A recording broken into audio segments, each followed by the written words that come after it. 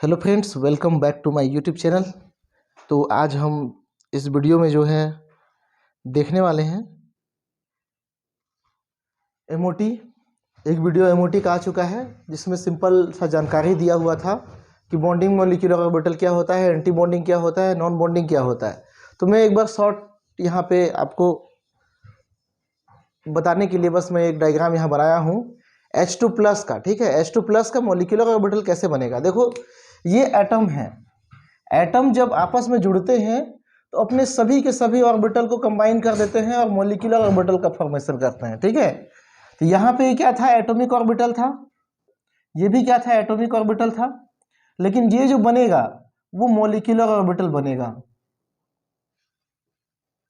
ठीक है, molecular orbital कहने का मतलब यहाँ पे जो गुण होगा वो क्या होगा, H2+ का होगा। देखो, मैं यहाँ पे H2 कर देता हूँ। ठीक है, पहले H2 कर देता हूँ। ये हाइड्रोजन है, ये H2 का बनना। यहाँ एक इलेक्ट्रॉन है, यहाँ एक इलेक्ट्रॉन है, दोनों का स्पिन क्या होना चाहिए, अलग अलग होना चाहिए। ठीक है, ऐसे जुड़ेगा। अब यहाँ से एक इलेक्ट्रॉन आया यहाँ बॉन्डिंग मॉलिक्यूलर ऑर्बिटल में, यहाँ से यहाँ एक इलेक्ट्रॉन आया बॉन्डिंग मॉलिक्यूलर ऑर्बिटल। तो बॉन्डिंग मॉलिक्यूलर ऑर्बिटल क्या होता है, ऐसा ऑर्बिटल, ऐसा मॉलिक्यूलर ऑर्बिटल, ऐसा मॉलिक्यूलर ऑर्बिटल जिसकी एनर्जी एटॉमिक ऑर्बिटल की एनर्जी से क्या हो, कम हो। ठीक है, तो उसकी एनर्जी क्या है, कम है, तो ये बॉन्डिंग हो गया। एंटी बॉन्डिंग किसे कहेंगे, ऐसा मॉलिक्यूलर ऑर्बिटल जिसकी एनर्जी एटॉमिक ऑर्बिटल की एनर्जी से क्या हो, ज्यादा हो। ठीक है, नॉन बॉन्डिंग क्या होता है, ऐसा मॉलिक्यूलर ऑर्बिटल जिसकी एनर्जी क्या हो, एटॉमिक ऑर्बिटल के बराबर ही हो। तो इसमें जनरली लोन पेयर इलेक्ट्रॉन आते हैं, ये आपको याद रखना है। ठीक है, ये जो क्लास होने जा रहा है ये आपके CSIR नेट और सेट के हिसाब से मैंने इसको प्रिपेयर किया है। ठीक है, तो अब हम एक एक class net set exam IIT JAM ये सब के लिए लिख के आएंगे। ठीक है, तो इसमें एमओटी से बहुत सारे क्वेश्चन पूछते हैं, 2 या 3 क्वेश्चन आता है, अलग अलग तरीके से पूछता है। ठीक है, तो सबसे पहले मैं आपको बताता हूं कि बॉन्ड ऑर्डर निकालने का तरीका क्या होता है। बॉन्ड ऑर्डर का फॉर्मूला मैंने यहाँ पे आप लिख रखा है। बॉन्ड ऑर्डर मतलब क्या होगा, number of electron in bonding minus number of electron in anti bonding upon 2। तो यहाँ पे अगर मैं ये H2 का बॉन्ड ऑर्डर निकालना चाहूँ तो बॉन्डिंग में कितने इलेक्ट्रॉन है, मॉलिक्यूलर ऑर्बिटल में 2। ठीक है, और एंटी बॉन्डिंग में कितने हैं, 0। इसको डिवाइड करना है किससे, 2 से। तो ये क्या आ जाएगा आंसर इसका, 1। मतलब हाइड्रोजन और हाइड्रोजन के बीच में क्या होगा, एक बॉन्ड होगा। ये इसका मॉलिक्यूल है, क्या है, मॉलिक्यूल है। अगर ये आपको क्वेश्चन दे दे, एक बार क्वेश्चन दिया हुआ था कि H2+ का बॉन्ड ऑर्डर क्या होगा, तो H2+ बनाएंगे तो क्या होगा, हाइड्रोजन में H2 में क्या थे, 2 इलेक्ट्रॉन थे। ठीक है, उसमें से एक इलेक्ट्रॉन को निकाल दें तो क्या हो जाएगा, H2+ बन जाएगा। एक इलेक्ट्रॉन यहां से माइनस कर दें तो क्या बनेगा, H2+। तो माइनस करते हैं, चाहे यहां से करें चाहे यहां से करें। चलिए मैं यहां से कर देता हूं, इसको मैं H+ लिख देता हूं। ठीक है, अब यहाँ पे इलेक्ट्रॉन भरने का क्रम क्या होगा, इसके पास इलेक्ट्रॉन है ही नहीं, केवल एक ही इलेक्ट्रॉन है। मतलब यहाँ पे क्या होगा, एक इलेक्ट्रॉन आएगा किसमें, बॉन्डिंग में। अब इसका बॉन्ड ऑर्डर निकालते हैं, बॉन्ड ऑर्डर निकालते हैं तो क्या हो जाएगा, 1 - 0/2। ये 1 कहाँ से आया, number of electron in bonding, और 0 कहाँ से आया, number of electron in anti bonding. ठीक है, मैं बहुत ही लो लेवल से इजी लेवल से आपको बता रहा हूँ, ये इतना इजी पूछेगा नहीं, ये सब पूछने वाला है। ठीक है, तो समझना तो पड़ेगा। अब यहाँ पे number of electron in bonding कितना है, 1 है, और यहाँ पे ये क्या है, 0 है, इक्वल टू क्या हो जाएगा, 1/2। मतलब H2+ में बॉन्ड ऑर्डर का मान क्या हो जाएगा, हाफ। ठीक है, मतलब यहाँ पे कह सकते हो हाइड्रोजन और हाइड्रोजन के बीच में हाफ बॉन्ड है, हाइड्रोजन प्लस के बीच में। ठीक है, कंप्लीट बॉन्ड नहीं है, हाफ बॉन्ड है। यहाँ पे बॉन्ड हाफ भी हो सकता है, 2.5 भी हो सकता है। ठीक है, मतलब कितना उसका स्ट्रेंथ है, कितना उसका टेंडेंसी है बंधने का, वो बताता है, कितना मजबूती से वो जुड़ा हुआ है वो बताता है बॉन्ड ऑर्डर। ठीक है, तो मैं ये बॉन्ड ऑर्डर वाला यहाँ कॉन्सेप्ट इसको मैं थोड़ा सा मिटा देता हूँ, क्योंकि मुझे स्पेस, काफी स्पेस चाहिए होगा। ठीक है, तो यहाँ पे ट्रिक है, प्रीवियस वीडियो में मैंने इसको डिस्कस किया हुआ है। प्रीवियस वीडियो एमओटी का बना हुआ है, पार्ट 1 पार्ट 2 करके, तो उसमें ये बना हुआ है, पर वो केवल कॉन्सेप्ट ही था, मतलब एग्जाम में लिखने लायक था। अभी हम यहाँ पे देख रहे हैं कि नेट एग्जाम में पूछता कैसा है क्वेश्चन। ठीक है, तो ये केमिस्ट्री ग्रुप अल्ट्रा, ये मेरे चैनल का नाम है, ये मैं अलग से लिख रखा हूँ यहाँ पे। तो यहाँ पे क्या होता है, number of electron in molecule, आपका कोई सा भी मॉलिक्यूल हो गया, बोरान का डायटोमिक मॉलिक्यूल हो गया N2++ C2 N2+, देखो C2 कैसे बनेगा, नॉर्मली C2 बनेगा ही नहीं, लेकिन अगर आपको एग्जाम में पूछ देता है कि C2 का बॉन्ड ऑर्डर बताओ, तो आप क्या करोगे, इसका कार्बन में परमाणु क्रमांक कितना होता है 6, इलेक्ट्रॉन कितना होगा 6, ठीक है। अब 2 कार्बन जुड़े हुए हैं तो यहाँ पे 6 कितना हो जाएगा 12, तो ये नंबर मैंने यहाँ पे लिया है number of electron in molecule. तो 2 कार्बन में कितने इलेक्ट्रॉन हो गए टोटल 12, तो 12 इलेक्ट्रॉन वाला यहाँ पे है, तो बॉन्ड ऑर्डर कितना होगा इसमें 2 होगा, ठीक है। यहाँ से स्टार्ट कीजिए 10 11 12 13 14 15 16 17 18, लिखने में टाइम नहीं लगेगा, लिख लीजिए। 10 से स्टार्ट कीजिए 1 1.5 2 2.5 3, 14 को याद रखिए, जिसमें 14 आएगा उसमें मैक्सिमम यहाँ पे बॉन्ड ऑर्डर होगा कितना 3, उसके बाद फिर से घटते जाएगा 2.5, 16 में 2, 17 में 1.5, 18 में 1, ठीक है। तो ये हो गया बॉन्ड ऑर्डर का क्रम, ये जितने इलेक्ट्रॉन यहाँ पे है उसके हिसाब से यहाँ पे ये बॉन्ड ऑर्डर निकलता है, ये सुपर ट्रिक है, ठीक है, ये क्या है ट्रिक है। अब मैग्नेटिज्म यदि पूछता है कि भाई NO2+ का मैग्नेटिक टाइप कैसा होगा, ये पैरामैग्नेटिक होगा या डाई मैग्नेटिक होगा, तो आपको यहाँ पे देखना है इसमें नंबर ऑफ इलेक्ट्रॉन कितना है 15 है, तो उसके लिए ट्रिक क्या है कि अगर सम संख्या आता है तो वो क्या होगा डाई मैग्नेटिक होगा, अगर विषम संख्या आता है तो क्या होगा पैरामैग्नेटिक होगा। सम संख्या वाले में आपको 10 और 16 को छोड़ देना है, क्योंकि ये क्या होता है पैरामैग्नेटिक होता है। तो मैंने यहाँ पे इसको ब्रैकेट में डाल रखा है ना, कैद करके रखा है क्योंकि इधर उधर भाग ना जाए। 10 और 16 में तो आप पहले क्या लिख दीजिए पैरामैग्नेटिक लिख दीजिए, उसके बाद में जो ऑड आता है उसमें पैरामैग्नेटिक, जो इवन आता है उसमें diamagnetic, odd paramagnetic, even diamagnetic, odd paramagnetic, 16 वाला अपवाद है, 17 वाला पैरामैग्नेटिक और 18 वाला डाईमैग्नेटिक, ठीक है। तो यहां पे क्या था, दोनों के दोनों इलेक्ट्रॉन क्या थे H2 में पेयर्ड थे।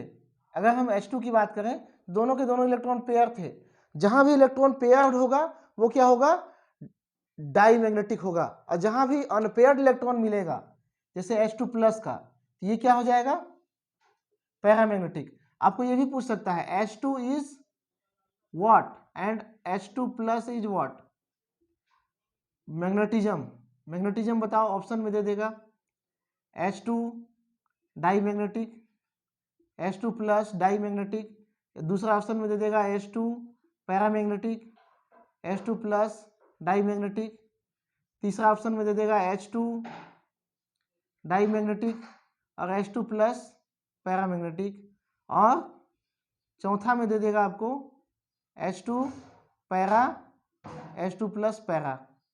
बताइए कौन सा सही होगा, 4 ऑप्शन दिया होगा क्वेश्चन में, तो यहाँ पे हमने देखा कि H2 क्या था डाईमैग्नेटिक था और H2+ क्या था पैरामैग्नेटिक था, तो ऑप्शन नंबर सी क्या होगा सही होगा, ठीक है। ऐसा क्वेश्चन क्या कर सकता है आपको पूछ सकता है, किसमें एग्जाम में, किस एग्जाम में, नेट सेट गेट जो भी एग्जाम होगा उसमें पूछ सकता है, ठीक है। तो मैं मिटा दूं,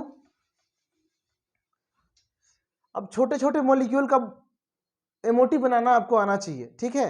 यहाँ पे मैं एक अपवाद को लेके आया हूँ जो क्वेश्चन पूछा गया था, मुझे याद नहीं है कौन सा ईयर में पूछा गया था, लेकिन ये पूछा गया था, ठीक है। तो पहले हम यहाँ से इससे बनने वाले क्वेश्चन को देख लेते हैं।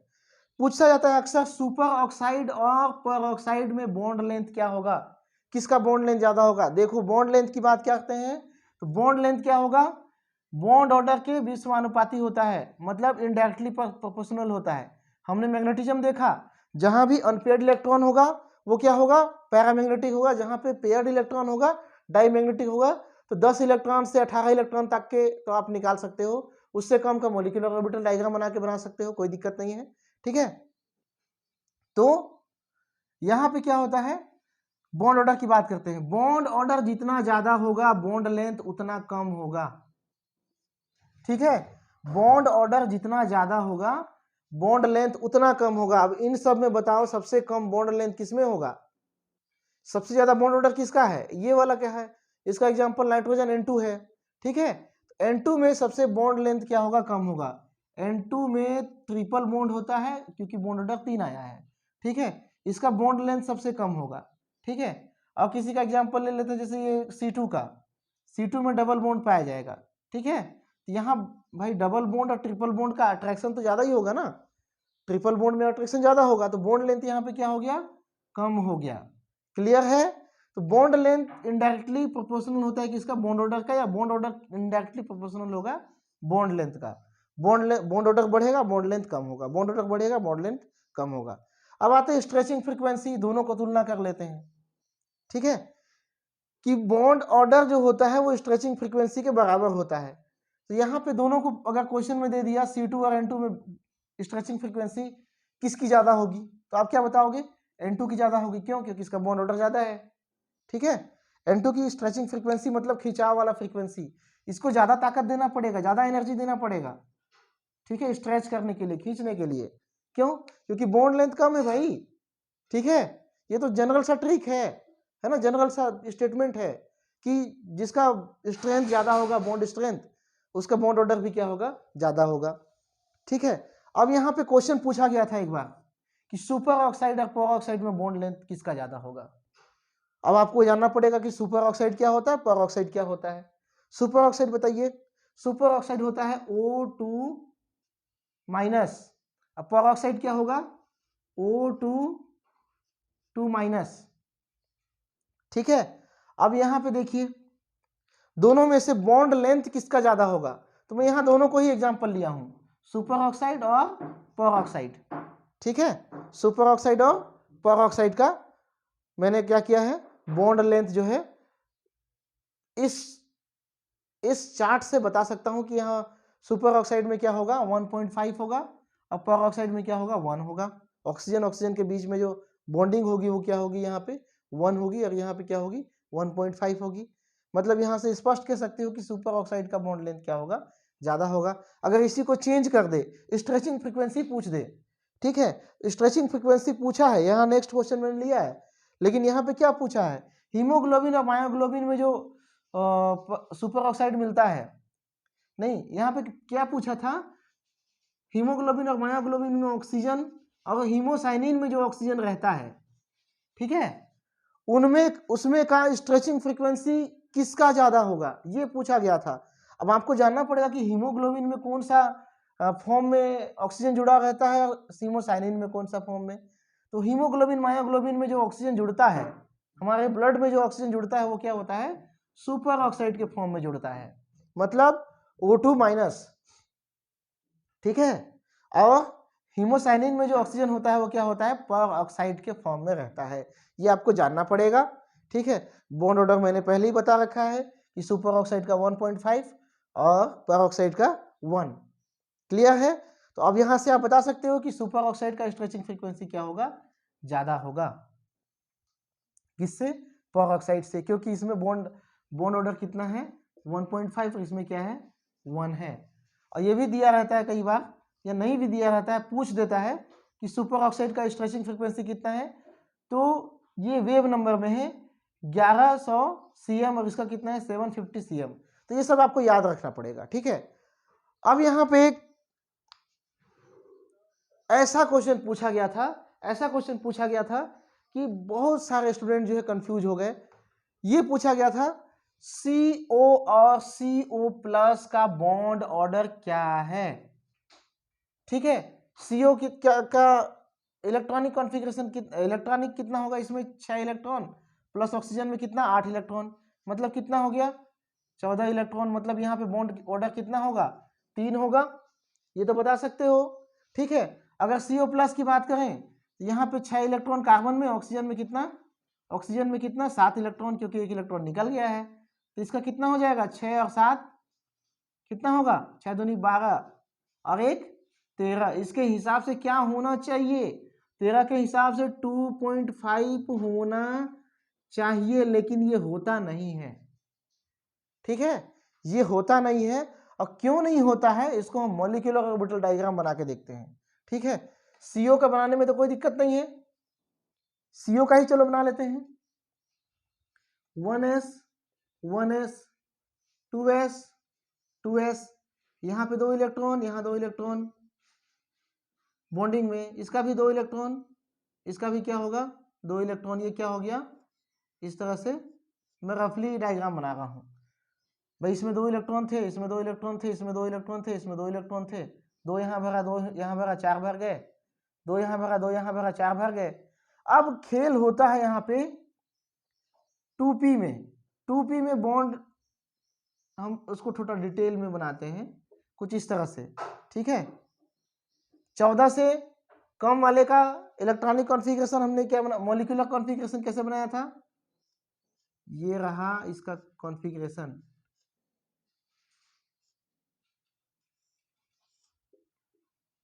ठीक है। यहां पे क्या होता है, इस तरह से इसका कॉन्फ़िगरेशन होता है, आप जो है बना लेना अच्छे से। ये क्या हो गया 2p, 2px 2py, ये क्या है पाई ऑर्बिटल है, और ये क्या है 2pz सिग्मा ऑर्बिटल है, सिग्मा 2pz। और यहाँ पे क्या होगा सिग्मा 2p स्टार ना, इसमें स्टार लगाते हैं हम लोग, sigma 2p z star, sigma star 2pz। यहाँ पे 2 होगा, क्या होगा pi star 2px pi star 2py। ये सब तो नंबरिंग आपको आता होगा, ठीक है, मैं इस पे नहीं जा रहा हूँ। यहाँ पे इलेक्ट्रॉन कितने हैं, इसमें 4 इलेक्ट्रॉन यहाँ यूज हो गए हैं, मतलब यहाँ पे कितने इलेक्ट्रॉन बचे 2। अब इसमें कितने हैं 7, 7 में से 4 इधर यूज हो गए हैं, मतलब यहाँ कितना बचा है 3। ऑक्सीजन यहाँ पे क्या है प्लस चार्ज के फॉर्म में है, तो ऑक्सीजन प्लस आप यहाँ दिखा दो, कार्बन तो कार्बन ही है, यहाँ पे क्या दिखाओगे बीच में CO2 प्लस, ठीक है CO2 प्लस। देखिए नॉर्मली तो ये होता है, इलेक्ट्रॉन जो है देखो यहाँ पे क्या है, एक यहाँ इलेक्ट्रॉन आया, एक यहाँ इलेक्ट्रॉन आया, एक इलेक्ट्रॉन यहाँ से आया, एक इलेक्ट्रॉन यहाँ से आया, ठीक है, और एक इलेक्ट्रॉन यहाँ पे क्या हो रहा है भर रहा है, ठीक है। मैं कुछ मिस्टेक कर रहा हूँ क्या, नहीं ठीक है, ठीक है। यहाँ पे एक इलेक्ट्रॉन, चलो हम क्या बनाते हैं CO2 का बना लेते हैं, मतलब यहाँ पे क्या हो गया एक इलेक्ट्रॉन यहाँ हो गया, एक इलेक्ट्रॉन यहाँ हो गया। नेचर में क्या होगा ये डाइमैग्नेटिक होगा, बॉन्ड ऑर्डर कितना आएगा 3 आएगा, किसका CO का, ठीक है। लेकिन जब हम CO से एक इलेक्ट्रॉन निकालते हैं, ठीक है, एक इलेक्ट्रॉन निकालते हैं तब क्या होता है, जब हम CO को CO प्लस में कन्वर्ट करते हैं तब इलेक्ट्रॉन कहां से निकलेगा, ये डिपेंड करता है कि उसका बॉन्ड ऑर्डर कितना होगा, ठीक है। तो यहाँ पे इलेक्ट्रॉन जो है कुछ इस तरह से इसका अरेंजमेंट हो जाता है कि इसका जो एंटी बॉन्डिंग ऑर्बिटल होता है इसकी एनर्जी काफी हाई हो जाती है, किसका सिग्मा 2s स्टार। यहाँ पे जो 2 इलेक्ट्रॉन थे इसकी एनर्जी क्या हो जाती है काफी बढ़ जाती है जब इलेक्ट्रॉन निकलने वाला होता है कार्बन मोनोऑक्साइड में, ठीक है।